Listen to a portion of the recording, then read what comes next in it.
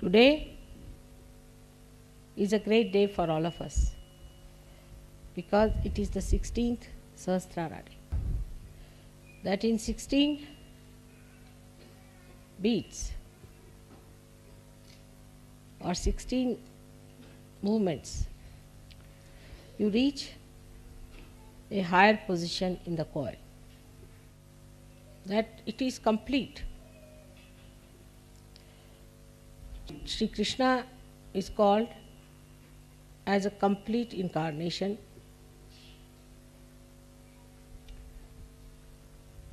because he has 16 petals. This completeness is called as Purna. So now we move into another dimension. The first one was where you got your self-realization. In the evolutionary process, if you see, the animals are not conscious of many things which human beings are conscious of. Like the matter cannot be used by animals for their own purpose. Also, they are not conscious of themselves at all. If you show a mirror to animals, they do not react to it as if they are in the mirror. Except for, I think, chimpanzee. That means we are rather close to them. So when we have become human beings, we became aware in our consciousness of many things which were unconscious to the animals. So in their brain, they did not understand that they could put matter into their own use. As human beings, you were all unaware of the chakras that existed within you. So your consciousness still was working halfway through unconscious working of the chakras and the conscious working of the mind. You also never felt your autonomous nervous system or your inner organs, how they are working. You did not even feel how you are getting affected by other influences. In human awareness, you had achieved how to relate yourself to others and to the nature. But this ego-oriented approach took you away from natural, real life, and we became artificial. The whole thing comes from a concept of being artificial. Like they say that it's fashionable to be arrogant, to be snobbish. This is just the opposite of your ascent and evolutionary process, because you have lost the power to relate to others which you had gained as human beings. All the organizations which you have formed also on collective understanding are also artificial. Then a movement started that we have to be natural. That is another copying of the artificial. Natural does not mean a primitive personality. Natural is to evolve. The whole purpose of creation is to evolve. So when I started my life, I saw the complicated Sahasraras. And the more I tried to solve the complications within my own awareness, the more it became more difficult. Because if you see my age, in 50 years you can see how much complicated human beings have become. And after opening the Sahasrara, when I come to the West, within these 16 years, I found that they are now incorrigible. Now, the stage for you is laid down to ascend higher. This is the background which I have described to you. But in Sahaja Yoga, you have got your realization in one lifetime. And in this lifetime you have to grow. And in this lifetime you have to achieve the highest. So the time is so very short and the background is so dark. You are surrounded by people who are pouring out morning till evening destructive concepts. Now you are the people who have to shoot out much faster than all of them.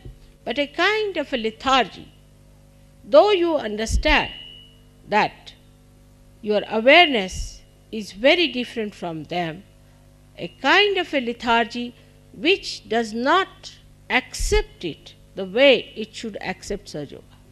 Every one of you must think every day, what have I done for Sahaja Yoga today? But you are all still very busy with your jobs, of making money, of have relations with people who do not matter at all in Sahaja Yoga. We have to make an all-out effort to rise to that point that whatever we know, we believe in, we act on that and become one with it. You can do that with concepts, but not with reality. This is the problem. I see in my own country when they were fighting for freedom,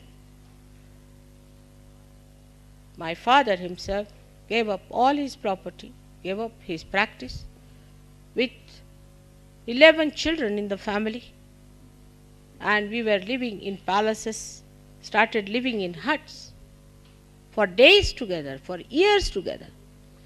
But for the gross freedom, we'll do anything.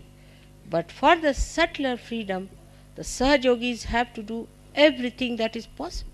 Be aware, to be in your conscious mind all the time that you are yogis.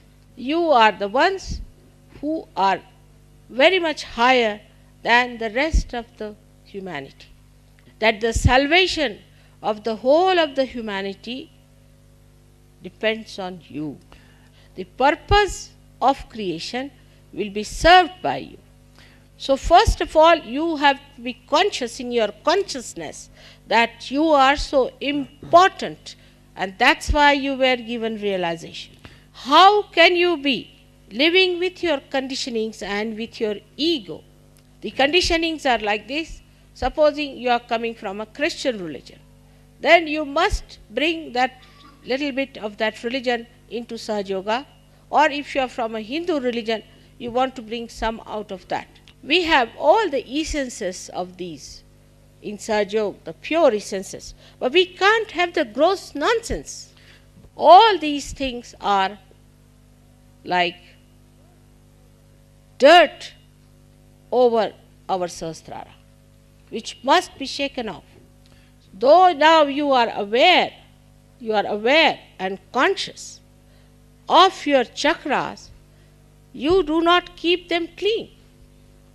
Ordinary human beings, if they have clothes, they have houses, they try to keep it clean.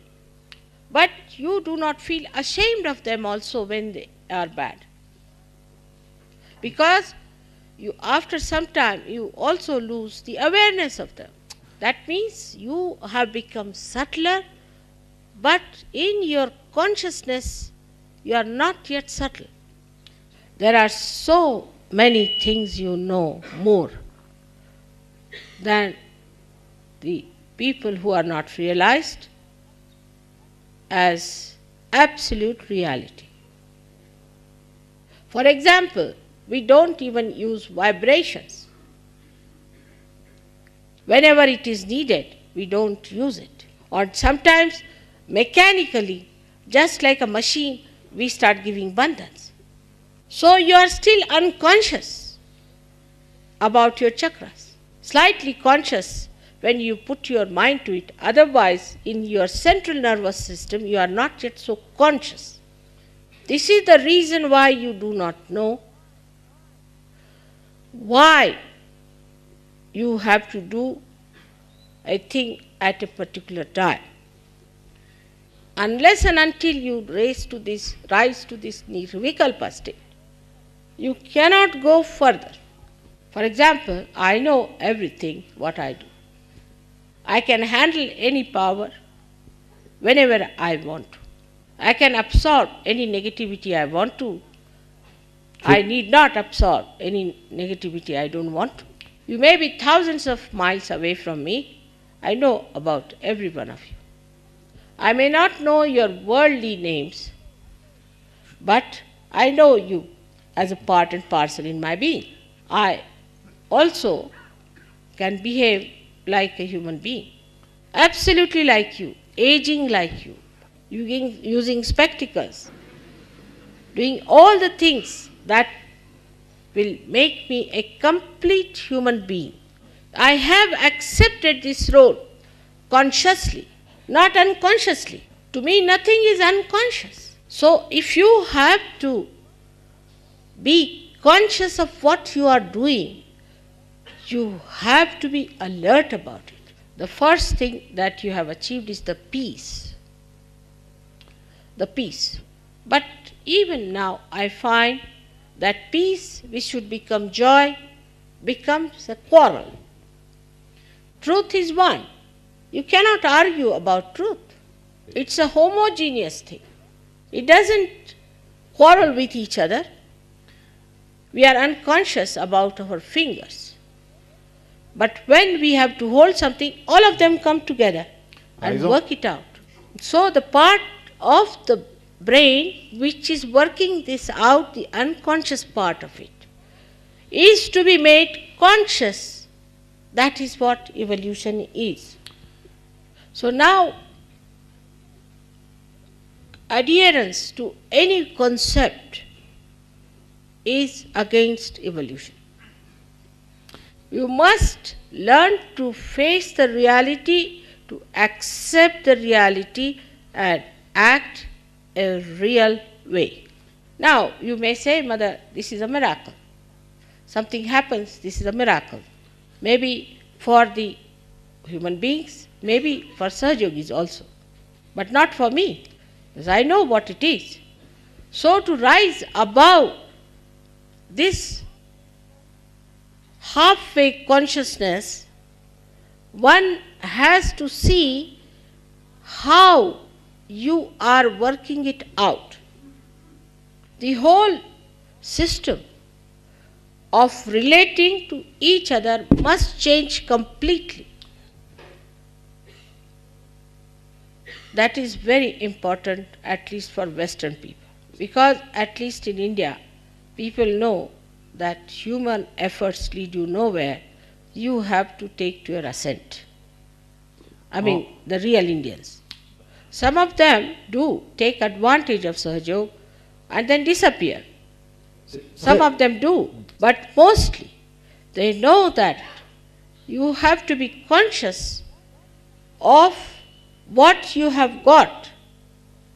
So we can say that we have got self-knowledge, but we haven't got self-consciousness. Now, for example, you take somebody's name, say, of some great saint, you feel the vibrations are flowing.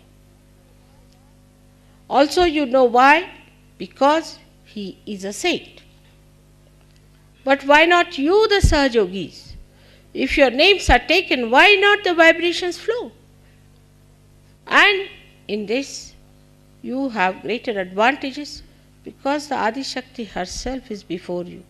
They didn't have anybody to tell them all these things. But the disadvantage of that is this, that you take it for granted. Now in expression, when we say something, when we express, are we natural? Are we doing it from our heart? The consciousness that I am doing it from my heart is what I want you to achieve.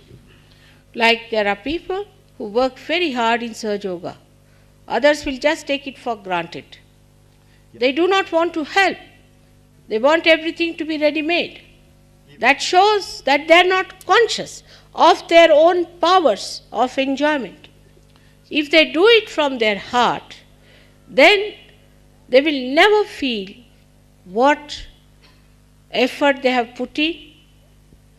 They will only feel what they have been blessed with or what they have achieved. The sense of fulfillment and satisfaction will overcome all your problems, especially your left Vishuddhis.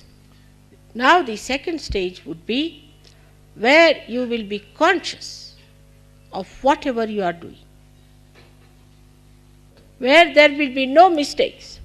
Whatever you will do may appear to be mistake, will turn out to be all right. Nobody is so far like that, so I would like to tell you. Because some people do feel, whatever I say of praising, they think I am saying it to them. Just now, the stage at which we are still making lots of mistakes because we are not self-conscious.